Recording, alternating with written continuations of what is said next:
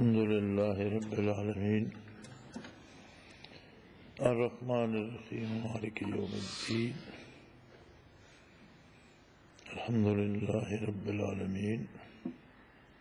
الصلاة والسلام على حبيبه محمد وآله وصحبه أجمعين أعوذ بالله من الشيطان الرجيم بسم الله الرحمن الرحيم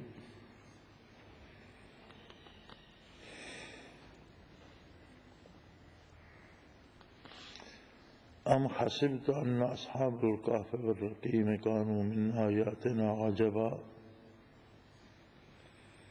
إذ آوى الفتية إلى الكهف فقالوا ربنا آتنا من لدنك رحمة وهيئ لنا من أمرنا رشدا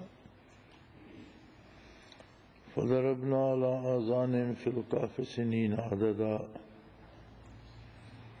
ثم بعثناهم لنعلم أي الحزبين أحصى لما لبثوا أمدا نحن نقص عليك نبأهم بالحق إنهم فتية آمنوا بربهم وزدناهم هدى وربطنا على قلوبهم إذ قاموا فقالوا ربنا رب السماوات والأرض لن ندعو من دونه إلها لقد قلنا إذا شططا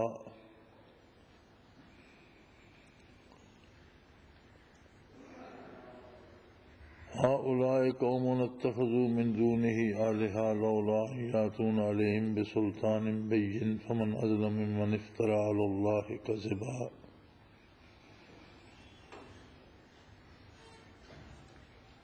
وإذ اعتزلتموهم وما يعبدون إلا الله فآووا إلى الكهف ينشر لكم ربكم من رحمته ويهيئ لكم من أمركم مرفقا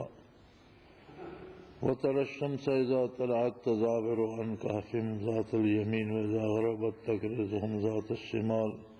وهم في فجوة منه ذلك من آيات الله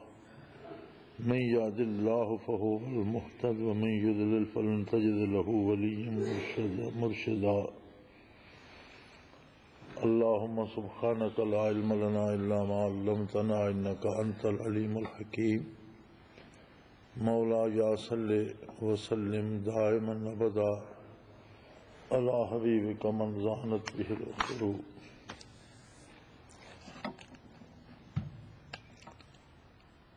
سورہ کہف 15ویں پارے میں ہے. اصحاب کہف کے بارے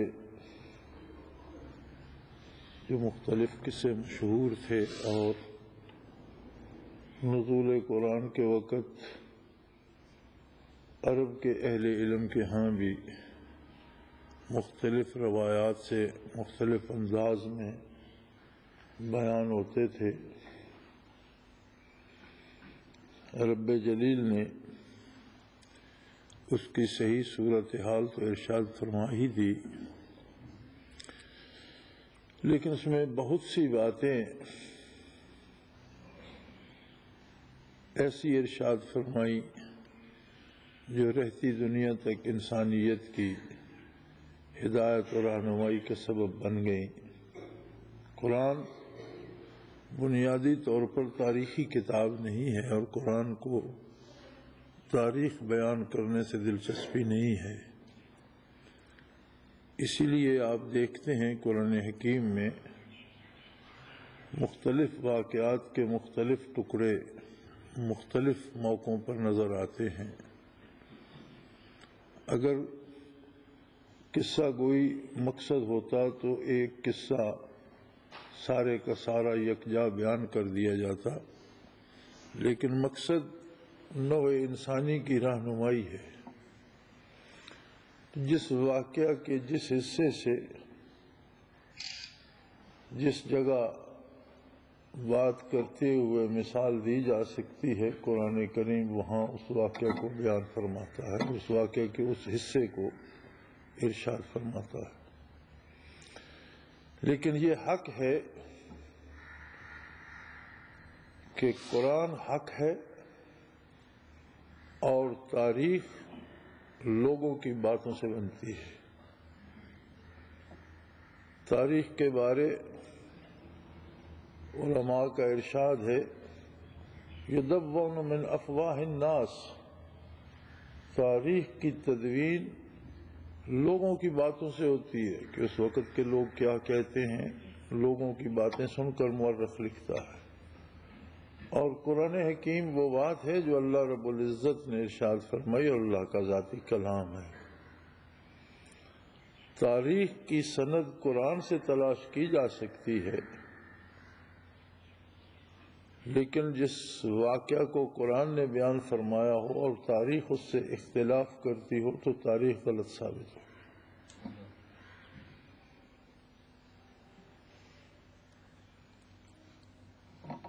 فرمایا مخاطب کیا تو یہ سمجھتا ہے، کتنی واضح بات ہے اور سمجھ میں آنے والی بات ہے کہ پہاڑی غار میں جانے والے لوگ میری نشانیوں میں سے ایک بہت عجیب نشانی تھے جو میں بندوں کو دکھاتا ہوں، عظمت الہی کے دلائل میں سے ایک بہت بڑی دلیل تھے۔ اذا الفتیۃ الی الکہف، جبکہ کچھ نوجوانوں نے ایک غار میں پناہ لینا چاہی، قوم شرک میں مبتلا ہو گئی،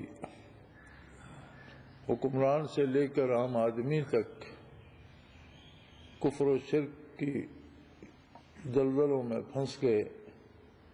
اور سرکاری طور پر وہ مذہب منوانے کی کوشش کی گئی۔ تو کچھ نوجوانوں نے آپس میں یہ مشورہ کیا کہ اس وقت ہماری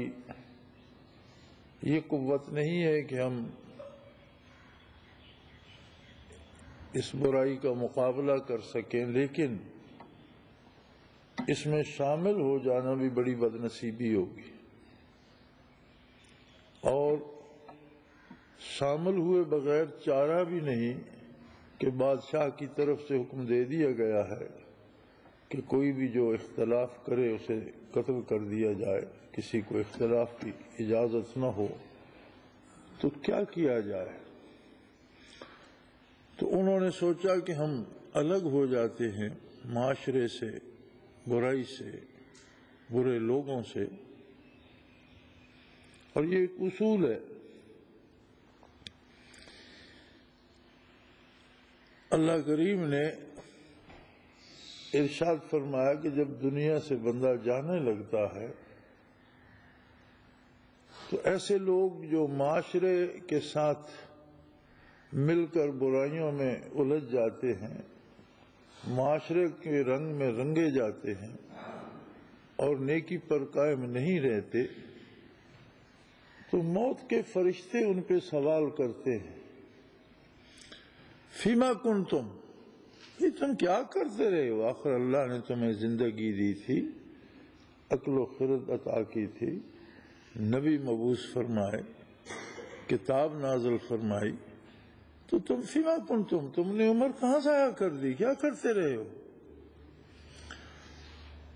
تو مرنے والے کہتے ہیں کننا مستضعفین فی الارض، کہ ہم زمین پر کمزور قسم کے لوگ تھے، ہماری اتنی طاقت نہیں تھی کہ ہم معاشرے کا مقابلہ کرتے، تو جیسا معاشرہ تھا اس میں ہم رنگے گئے، اس میں ڈھل گئے۔ تو وہ فرشتے کہتے ہیں الم تکن ارض اللہ واسعۃ فلم تہاجروا فیہا، کیا اللہ کی زمین وسیع نہیں تھی؟ تو تم نے برے معاشرے یا برے لوگوں کو چھوڑ کر نیکوں کا ساتھ اختیار کیوں نہیں کیا؟ تم اللہ کی زمین میں ہجرت کر جاتے۔ جن چیزوں کو تم چمٹے ہوئے تھے کہ وہاں تمہیں دولت مل رہی تھی، یا وہاں تمہیں جسمانی آرام مل رہا تھا، یا وہاں تمہیں طرح طرح کے لذیذ کھانے مل رہے تھے، تو وہ ساری چیزیں تو آج رہ گئیں، دولت بھی دھری کی دھری رہ گئی، آرام و آسائش بھی رہ گئی، دنیا ساری کی ساری رہ گئی، اور آج تم چھوڑ کر جا رہے ہو۔ تو کیا یہ اچھا ہوتا کہ اس سے پہلے برائی سے بچنے کے لیے تم نے اس جگہ کو چھوڑ دیا ہوتا اور وہاں چلے جاتے جہاں تمہیں کچھ نیک لوگ، کچھ اچھے لوگ مل جاتے، اور تم اس عذاب سے بچ جاتے اور ہمیشہ کی تباہی سے بچ جاتے۔